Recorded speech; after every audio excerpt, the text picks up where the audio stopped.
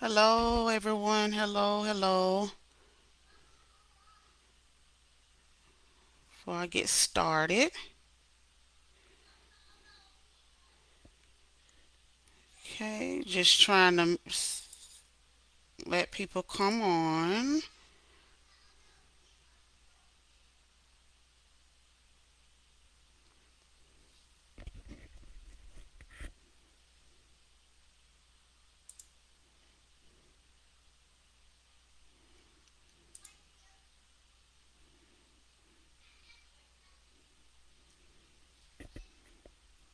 Okay, I'm just going to give a few minutes here.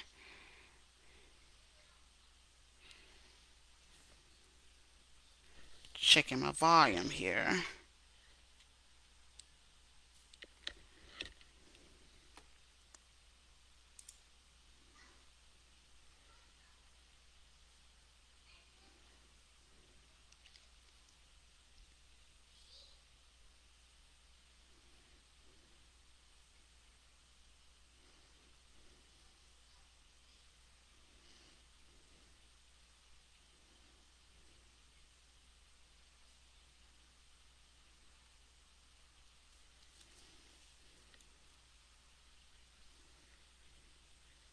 Okay.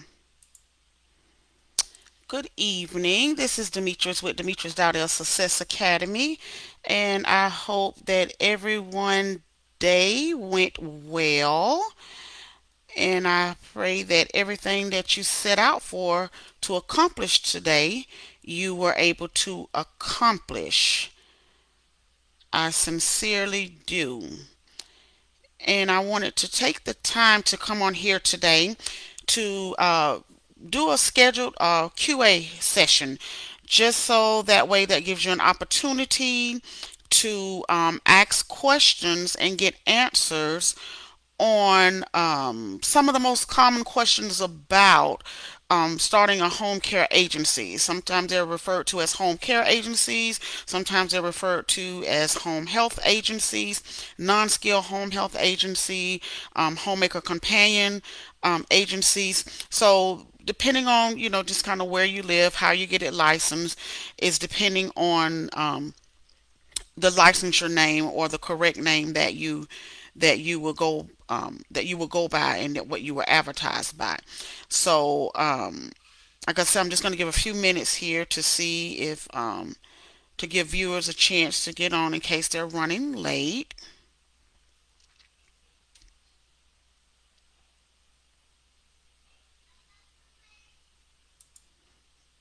Okay. And this is a great opportunity to take advantage of because like I said, it is a free Q&A session. So if you have questions about starting your home care agency, then this is the perfect time. Um, I don't For the Q&A sessions, I really did not design them to go into a lot of um, structured lecture. I really didn't design them to go that way. And I did send out a notice on Facebook. My Facebook, I shared it on my the business page here, Demetrius Dardell Success Academy, and also shared it on a couple other of my pages. So that way, that gives you the opportunity that if you wanted your questions answered and you wanted me to have them ready by the time the live started at 7 o'clock, gives you the opportunity to also ask your questions, to put them in the comment line and to go ahead and ask your questions, and you can definitely get them covered that way. I will accept them, or you can inbox me at Demetrius Dowdell Success Academy. So that way, like I say, from 7 to 8 p.m., it's an hour long dedicated to answering some of your common questions. And so I did come prepared, so that way, if there was a few tips that I wanted to give out along the way, we can definitely make sure that that happens before this session ends. But I do want you to begin to take, and it's new. It is a new resource that I just recently added to the Facebook Live site. So I will definitely make sure that this video is posted after. Um, tonight's live, so that way you'll get a chance to review the information. So I'll go ahead and get started um, with a couple of tips, because like I said, at 8 o'clock I'm only on here until around 8 o'clock. And then after that, then like I say, make sure that the video is available, so you won't have a chance to actually ask as many questions as you would want, unless you chimed in here on the chat, and go ahead and make sure that you get your questions answered. um, Okay. So what I will do is I'll go ahead and just start with a couple of tips, so that we can just get the ball rolling. As I stated before, if you follow my Facebook page, or you follow my YouTube, my name is Demetrius Dowdell, and known as Coach D. And Demetrius Dowdell Success Academy, we are all about helping individuals that want to enter into entrepreneurship in the healthcare industry. And we're all about trying to provide tools, resources for individuals that want to pursue one of the four senior care models. And those four senior care models is the adult family care home, the assisted living facility, the non-skilled home health agency, or the homemaker and companion agency. So those four models is what we specialize in helping individuals get started, and we focus on the startup process. So that way, that helps you get started, because we are huge believers in giving you that good solid foundation, so that you have that solid foundation in order to push forward with starting your healthcare business. So one of the things that I wanted to go ahead and look at um, is the healthcare in business operations.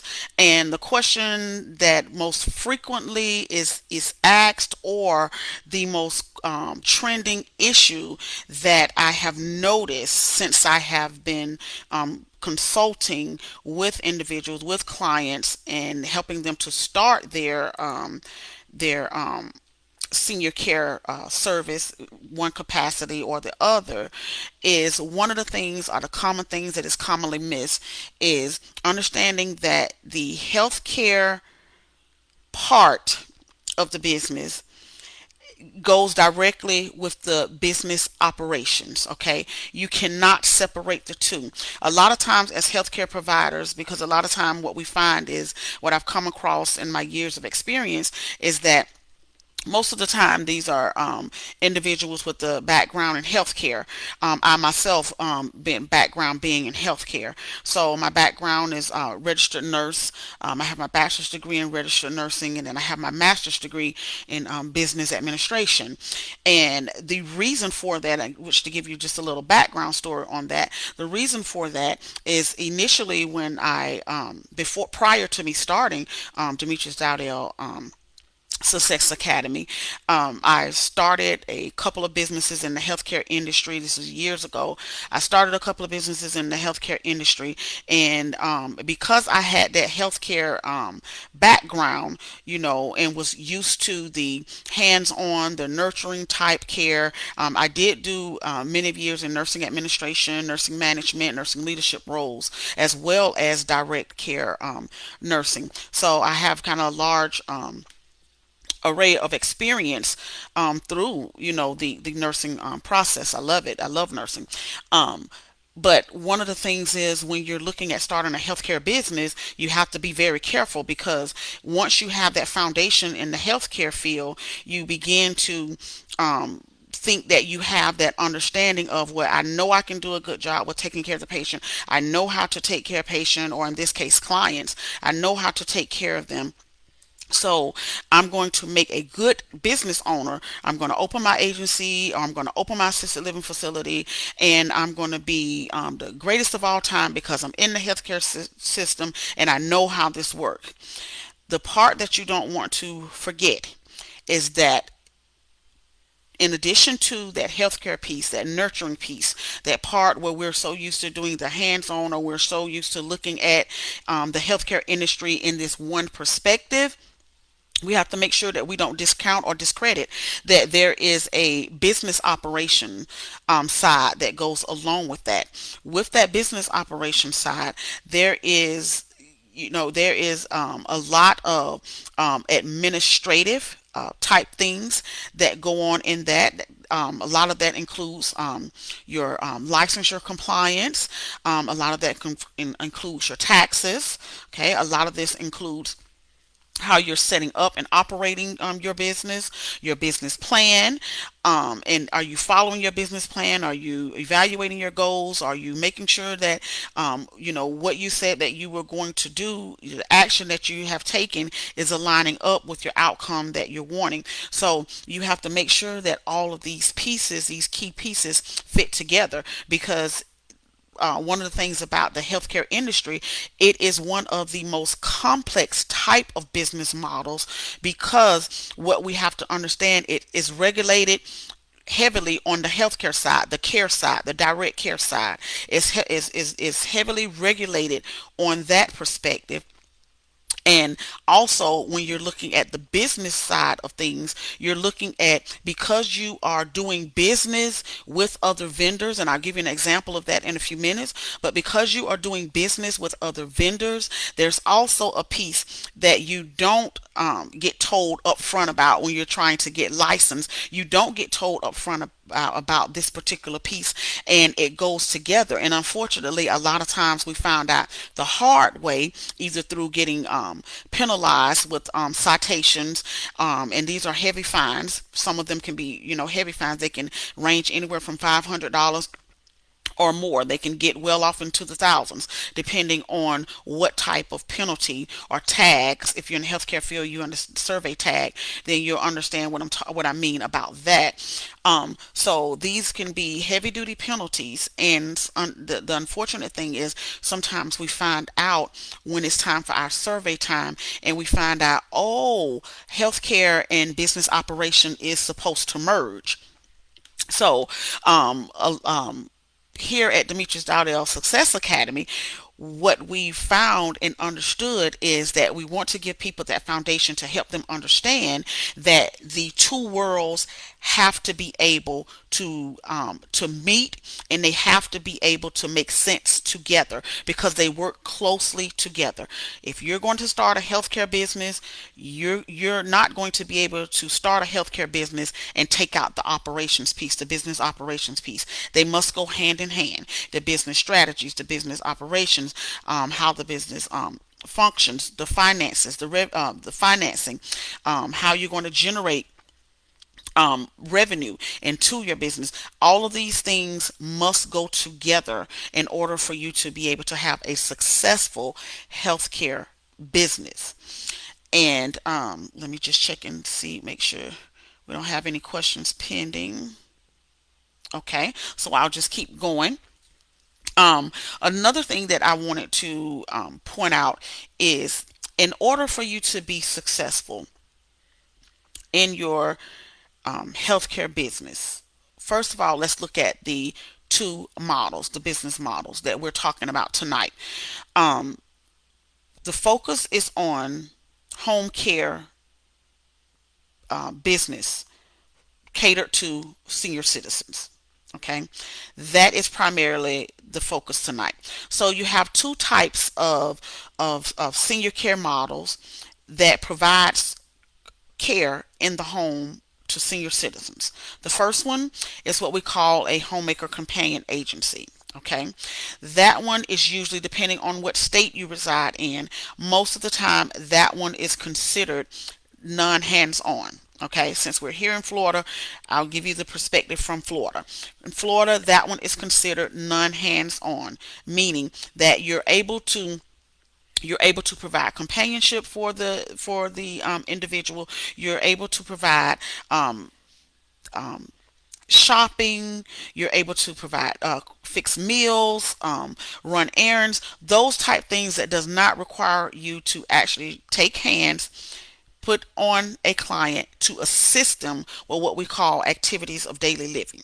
Okay, for the state of Florida, unless there's a couple of exemptions, which we won't get into that tonight, but there's a couple of exemptions where it can exempt you from temporarily being a um, because you are not licensed as a home health agency, being that you are a non-skilled homemaker companion.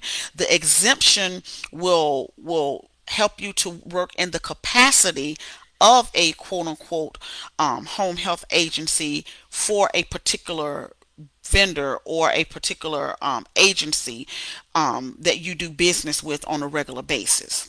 Okay, but for the most part, without going into too many details or without confusing you, for the most part, if you have a homemaker companion agency, you will be able to get creative and be able to provide homemaker and companion services without the activities of daily living piece. Okay, so the second model, when we look at senior care, we look at what's called the non-skilled home health agency. The non-skilled home health agency is a home health it is a home health care agency, and it can fall under two categories. You can fall under skilled home health agency, or you can fall under what's called non-skilled home health agency. The non-skilled home health agency is the agency that allows you to do everything that a homemaker companion agency can do, in addition to providing personal care or what we call activities of daily living. And that would include things such as helping the patient to the restroom. That would include grooming. That would include anything that if they're helping them with incontinence care. So those type of things where you actually have to take hands to participate in the care of the client. That's the best way that I can explain it to you. Anytime your hands have to meet or come in contact with the client, that is considered hands on. Okay, so when you look at it from that perspective, the non-skilled home health agency is licensed for specifically to give that type of care. The skilled does everything that the homemaker companion can do, everything that the non-skilled can do, and it also can now include what we call skilled services. These skilled services is basically where the services is provided to senior citizens in their home by a licensed personnel, such as a registered nurse, a physical therapist, occupational therapist, licensed practical nurse, anyone that is licensed as a healthcare provider that is going to be able to set goals, follow physician orders, and help the patient get to a level of or restoring them back to their previous level of care or higher. Okay, so that's what make a skilled versus a non-skilled agency different versus a homemaker companion agency different. That's basically the difference between the three. Okay, so depending on how you get licensed for that, depending on which one of the license you get, is depending on which one you will be able to operate and do business as. So when we look at operating any of those type of models, because we are focusing on really questions about the business and how to get started, what to get started, I'm going to give you three basic tips tonight that I need you to start thinking about if you're going to start looking at going into business, opening one of these four senior care models. The two that we're talking about tonight is home care, a home care agency where we go in the home and we provide the three different levels of care that I just reviewed with you to senior citizens in the comfort of their own home. Okay, so on June the 2nd, I believe it's June the 2nd. On June the 2nd, I will be going live again at 7 p.m. And on that particular day, I will be looking at the facility type model, which is the adult family care home or the assisted living facility. So if you want to open one of those two type facilities, we'll look at a little bit of outline to give you an overview of what that looks like on June the 2nd. But for tonight, I'm going to give you three tips that I want you to start looking at and just start thinking about it. Just start thinking about it and just start reviewing them so that you can kind of understand what you're getting into and where you want to go with this. Okay. So the first tip that I want to give you is I want you to look at role functions. When we look at role functions, we can look at them in two. We're going to divide them up into two separate thought processes. The first one is going to be the role in your thought process. Okay. The second role function we're going to look at is the role in your operations process. Let me help you understand what I'm talking about. Let me break that down to what I'm talking about. If you're going to start a healthcare business, I've explained to you before that from the very beginning that you cannot neglect the business operations or the business management or the business strategy, any of those important pieces. You cannot separate them from the home health or the home care side of it, the healthcare side of it. So the nurturing, the loving, the taking care of the clients, that has to merge with the business perspective of it.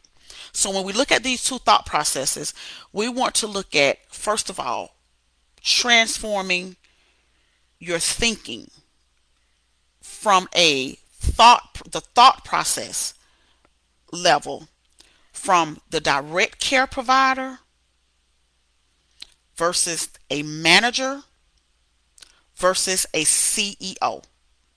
Okay, let me quickly help you understand the difference. The thought process and the role of a direct care provider is different than the managers. The direct care provider is one that is usually hands-on, that is right there with the client or the resident, right there with the client, and they are providing the hands-on, most of the hands-on from day to day. Okay. The manager's role, when we look at the thought process and the thinking, excuse me, let me go back to the direct care provider. So the direct care provider thought process is, I'm going to make sure that all of my patients that I'm assigned to, or my clients that I'm assigned to, I'm going to make sure that they are taken care of before my shift end, and whatever that looks like within the role of being compliant, then that's what I'm going to make sure that I get done and taken care of before the shift end. The manager, when we look at the role of the manager role encompasses, yes, I have to be available when it's time to jump in, but where my thought process is and where I need to be able to function is making sure that my unit or my division is taken care of. So I have to look at my overall team, and making sure that my overall team has everything that they need, the tools that they need to be successful, to do what they need to do as direct caregivers. And also, I need to also be able to report to my executive leadership certain reports, certain duties that I am obligated to have done that my direct care providers cannot provide. Just stay with me because I'm going somewhere on this, okay? Because a lot of times that is this concept right here is missed. So when we miss this concept, then unfortunately it results in us missing starting and growing our business. It staggers us, okay? Because we don't understand what these roles are, how to define these roles, and now how to transition and be and do these roles how they need to be done accordingly. Okay. So now The CEO, which is the head of the operations, role and responsibility is for the complete organization. Okay, whatever falls up under that organization, the CEO is responsible for, or that executive team, they are responsible for. So their role is the organization, whatever goes on in management, whatever goes on in direct care, that CEO is the head of the organization and they are responsible for the organization. Okay, so it's important that you understand that concept because that concept is important when you are going to look at starting your own business in healthcare and understanding that merge between healthcare and business operations. You need to understand that merge. So once you've identified these roles and what these roles are responsible for, then now you look at the role from the operation standpoint. Okay, each one of these individuals is responsible for a different role, which I just defined. Now, what you have to understand, and very important takeaway piece, is that each one of them within this operations process, when we begin our business, when we transition from going from that direct caregiver, now we're saying, okay, we want to be CEOs of our own organization. We're going to step out here. We're going to be CEOs, head of our own organization. We have to understand the difference between functioning in the role of our new role, and also understand that the thought process has to change. Now, when you're first starting out your business, there are times where you are going to be the CEO, you're going to be the manager, you're going to be the direct caregiver, you're going to be HR. Hey, been there, done that. Okay, I understand completely. But what you have to understand, and your takeaway with this, what you have to understand is when it's time to switch that thought process and also to switch that role. Because there are times that there's going to be decision that has to be made where you're going to be the direct caregiver. It's going to be time that decisions are going to have to be made when you're going to be the manager, and it's going to be time for decisions going to have to be made when you have to be the CEO. And you have to know how and understand how to switch those roles accordingly. Okay, so once you understand that concept and know when to switch those roles, it's going to further advance you into now becoming into a full-time role, or leading you into that full-time role of becoming a CEO. And that's going to set you up for success and making sure that you start your business and you grow your business. Okay. The next tip is when we look at doing business with agency and vendors. The reason that business piece absolutely cannot be neglected, we have to make sure that we are understanding that concept, is because we are going to be doing business with several different agencies. When you own a home health agency, you're going to be doing business with several other agencies. What do I mean by several other agencies? I'm talking about regulatory agencies. Each one of these regulatory agencies, you're going to owe a responsibility. Okay, so whether you're a homemaker companion agency or whether you are a non-skilled home health agency, your responsibility and your accountability to these agencies is going to be different. Now, let me give you an example of that. When you open your business or you start your home care, if you take for an example, your different payer sources, and yes, you do want different payer sources for your to reimburse you for your services that you provide. Okay, another topic for another day, but follow along with me because I don't want to lose you. So when we're looking at doing business with different payer sources, whether it's insurance companies, whether it's Medicaid, whether it's private pays, whatever the payer source is, there's going to be a different responsibility. Most of the time, you're going to be contracted with these responsibilities. So when you're looking at doing business with them, there are going to be certain things in the outline that you must have. You must have policies and procedures. Some of them, they even want you to present a business plan. You must have a business plan. You must have certain documents in order, employee handbooks. You must show that you do an orientation.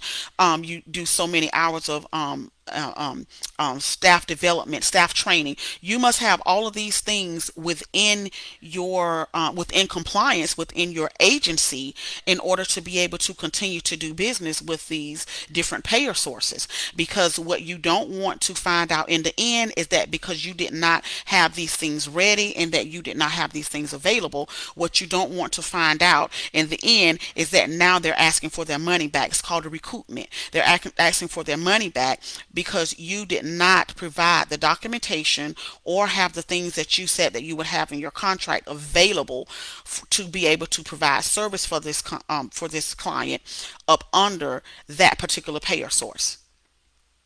Okay, so that's why it's important, because sometimes when we are going to get licensed, when we go get licensed as a to do business as that healthcare provider, sometimes depending on which one of those four models that I told you about, depending on which one of those four models that we get licensed, it may not ask for you for some of this stuff up front.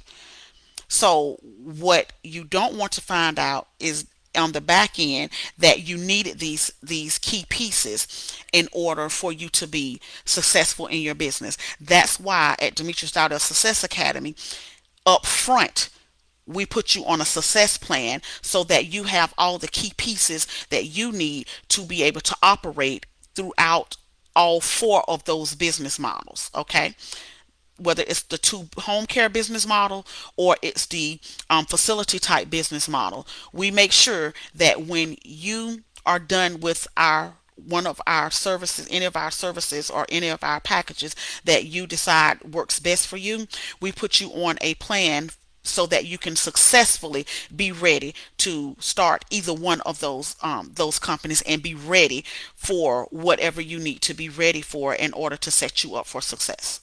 Okay. Now, with that tip and what the takeaway that I want you to understand for that second tip is that you want to make sure that you have all of your ducks in a row and that you understand that concept of one, healthcare, business operations, business strategy, business management goes together. All of those things goes together. You want to two, make sure that you understand the different roles and the different functions or the different hats that you may have to wear within these home care this home care business, and know when to switch accordingly and when to change roles accordingly. And then the third thing that I want to leave you with is when you're going to take under the consideration of hiring a consultant or a business coach, there's one thing that I want to make sure that you take away from this. You want to make sure that you are not looking for the easy route, okay? So you want to ask questions. That's what I mean by the easy route. You want to make sure that you're asking questions. You want to make sure that you are asking questions about how this consultant or this business coach can help put you on the track for success. There are models out here, and like I say, I don't get into one versus the other, but I do get into educating my clients one versus the other on what I'm getting ready to say. There's a way that we call the what I call the quick way. Okay, the quick way is where you go, somehow you manage to get a license. You manage for someone to get you a license to help go through the process. You get the license, and then you have no idea what to do with that license. You have no idea what to do with it. You don't have a business plan. You have a license. You don't have a business plan. You don't have a roadmap to where you need to go. You don't understand your marketing and how to get your clients. You don't understand that process. And then what usually happens is as you get frustrated, and then within the first year, you say, you know what, this is not for me. And then you go back to work. So you don't get a chance to enjoy your entrepreneurial journey, which could have went a lot different if you may have had that extra little push behind you to say, okay, look, this is the track that you need to go on. This is how we need to set this up. This is the plan that we're going to put in place for you. Now, when you're looking at hiring, back to when you're looking at hiring, you want to make sure that that business consultant, that healthcare business consultant, is able to answer your questions about where you want to start, where you want to grow. Make sure that they can help nurture those that growth process. Let me explain to you what I mean for that. You want them to set you up for success. When you're what success looks like from a business consultant. First of all, you need a business consultant to help you understand your vision. Help you understand your vision, exactly where you're going with your vision, and to bring that vision into setting goals. Once you've got your goals set, helping you to get a plan in place, your business plan in place, your marketing plan in place, helping you to bring all of your tools together, understanding your policies and procedures, understanding what is expected of you to be able to merge the healthcare portion as well as the business management portion, to merge those two pieces together and help you to understand that you have that comes in a complete package. Okay. So in other words, it is work that you have to put into this. Okay. It is work. If it's coming too easy, if it comes too easy and the conversation stops at I can get you licensed and that's that, easy as it came, it's going to be as easy as it goes. Okay? It has to be work that is going to be put in it because at the end of the day, if it does not ask for you up front, if it does not ask for you, if the business plan, excuse me, not the plan, if the business model, depending on which four of those models that I talked went over with you about, depending on what type of business you want to open, it may not ask you for your business plan or your marketing plan right up front. But I can guarantee you, once you begin to contract and do business with other entities, such as your the example that I gave you, your payer sources, those payer sources are going to be expecting that you have that. They may not even ask you for it up front because they're expecting you to read your contract and they're expecting you to know that if you are in business, then you need to have these things and be set up to run your organization. Now, what they are going to make sure that they do at the end of the day, they're going to make sure that they recoup their money. And I told you that recoup simply means pay me back my money. Okay? I paid you to provide a service. I paid you to document the service. I paid you to have your policies and procedures together. I paid you to run your organization as if you had a professional organization to provide a professional service. And when you don't have these things in place, they're going to ask you, "Give me my money back." So, when you look at hiring a business consultant or a business coach, you know, hint, hint, one here, but no, seriously, if you are looking at hiring a business consultant, a healthcare business consultant, or a healthcare business coach, then you want to make sure that you are not looking for the easy way out and that you want to make sure that they are not giving you the easy way out. Don't let your question and answer session with them or your opportunity to chat with them, don't let it stop at, "Can I just get you your license?" Yes, anybody can get you a license, but what do you do with that license in order for you to be successful and make sure that your business grow? Okay, because what we're all about is making sure that your business starts, grows, and runs successfully. Okay, so if let's see, I don't have any questions pending here in the chat.